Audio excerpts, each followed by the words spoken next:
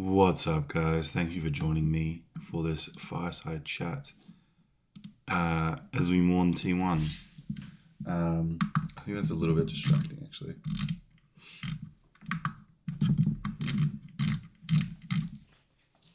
Yeah, it's pretty late, actually. I mean, yeah, it's 3 a.m. I woke up for this because Zeus, his contract has ended. So let's talk about this. We're just going to have a little bit of a yap session. Just making sure that I'm recording everything. Yeah, Zeus has left. And we've got Doran in. So there's a lot of stuff to talk about. First of all, out of all of the players, I think regular season wise, Zeus leaving, probably the best call. I think owner, most consistent. Guma is just kind of always reliable. Faker, never leaving, so not even worth discussing. And Carrier has very high highs, and he's a bit of a young gun, emotional guy that a lot of the fans are connected to. I think Zeus is the easiest to remove from the roster.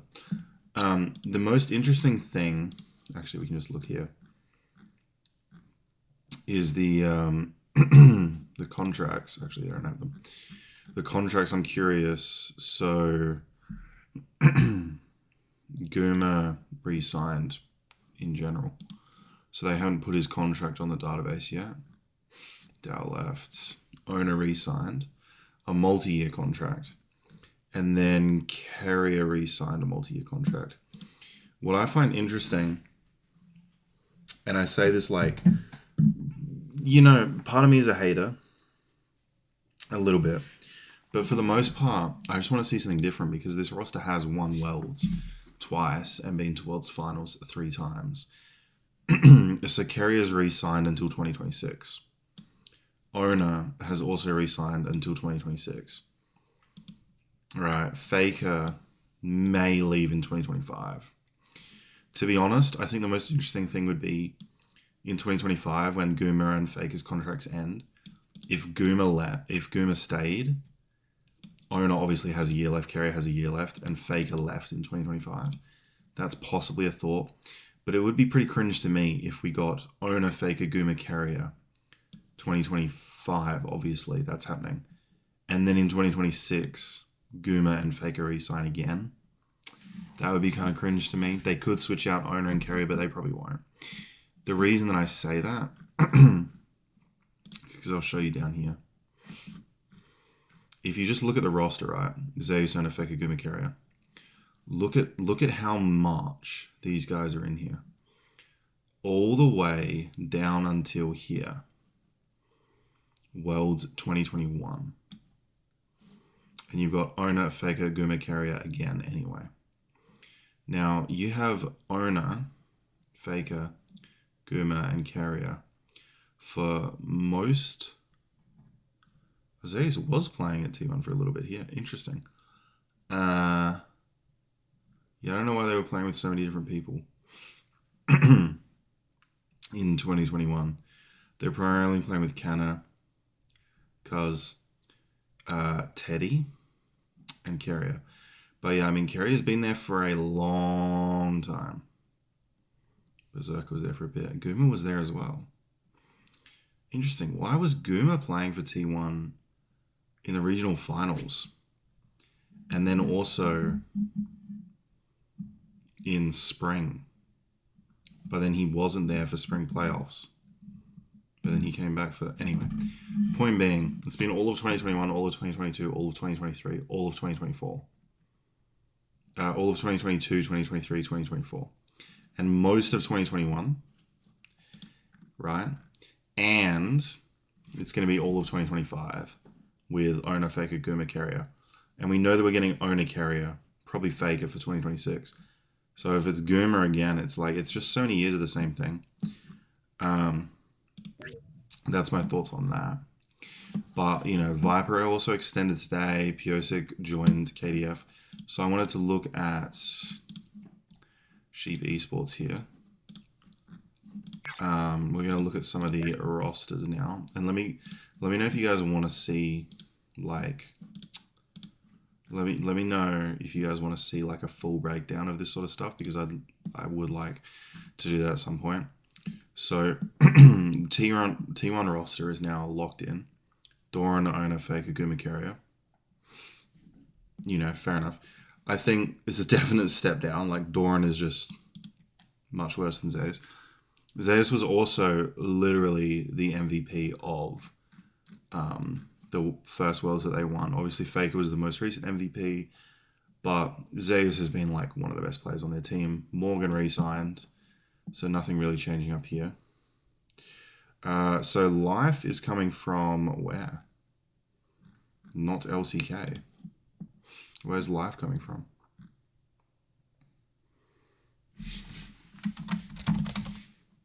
Yeah, thank you. Life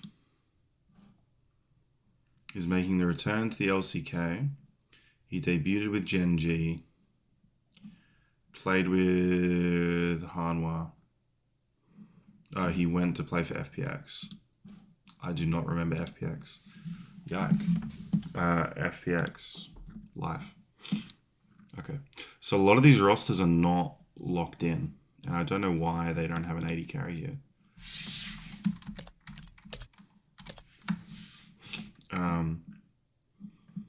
I'm surprised by that. I thought that they had more rosters locked in. They don't have DRX as jungler either. I don't know what's going on. Hanwha just announced that Viper re-signed today. That's why I was coming here to look at this. BDD obviously re-signed. But yeah, so KDF has Doodoo staying, Bulldog staying. They replaced Leaper with Berserker. I find that very interesting. I guess Berserker, he is a good player. I'll give him that.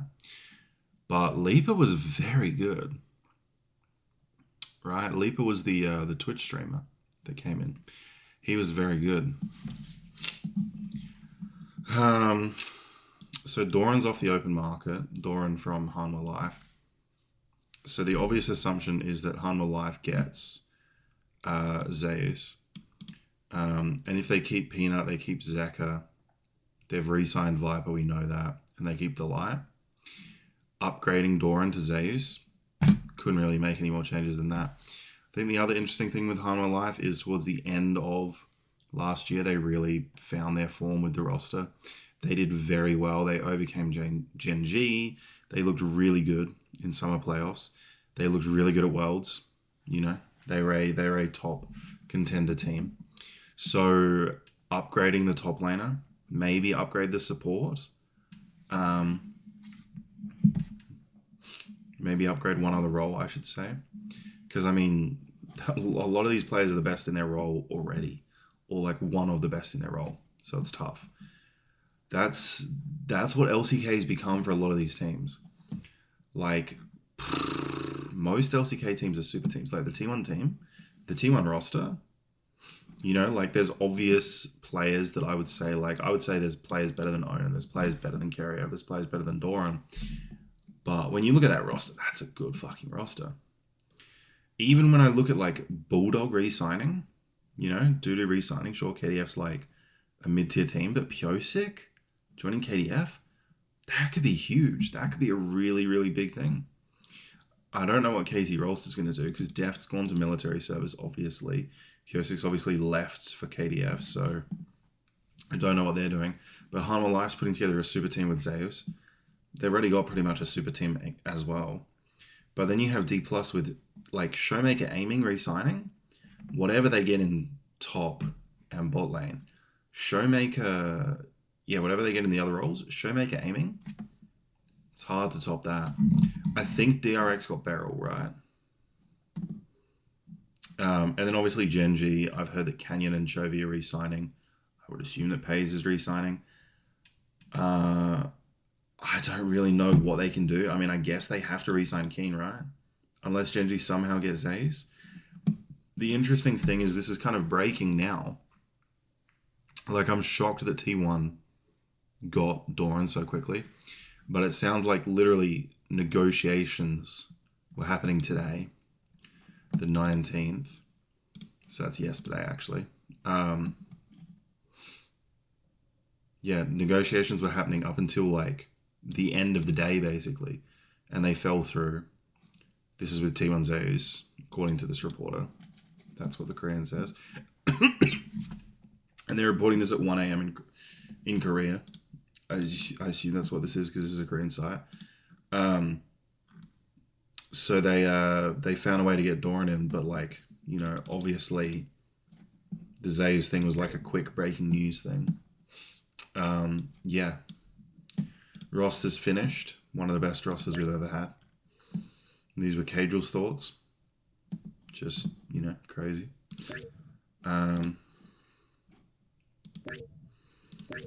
Yeah, it's interesting. Yeah, because even as I scroll here, like Viper did resign, Jurassic Berserker Life joined KDF. Do you guys want me to talk about the LPL thing as well? I was thinking of doing a video for every region, so you know I can do that. Levi's contract got extended. Interesting. So yeah, I'd love to do like a wrap up of I'd love to do a wrap up of all of the news from the LoL esports stuff. The thing that I'm waiting for really is like the big APAC news. I really want to hear what's going on with that because that's my region. But yeah, you guys let me know what you want to see, what you think about this whole breaking news thing. I've been yapping for quite a little bit here, and I want to get back to bed.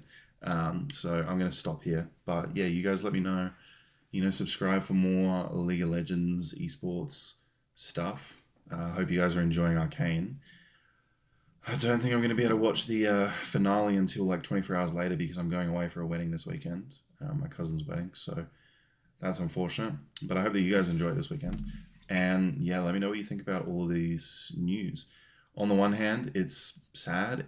On the one hand, I would have hated if we got Zofk again. I would have hated that. But on the other hand, I would have loved seeing that roster together again and have another year to like just dominate.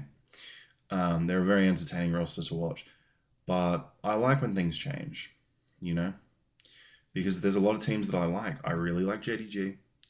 I really like KT generally. You know, I really like Deft.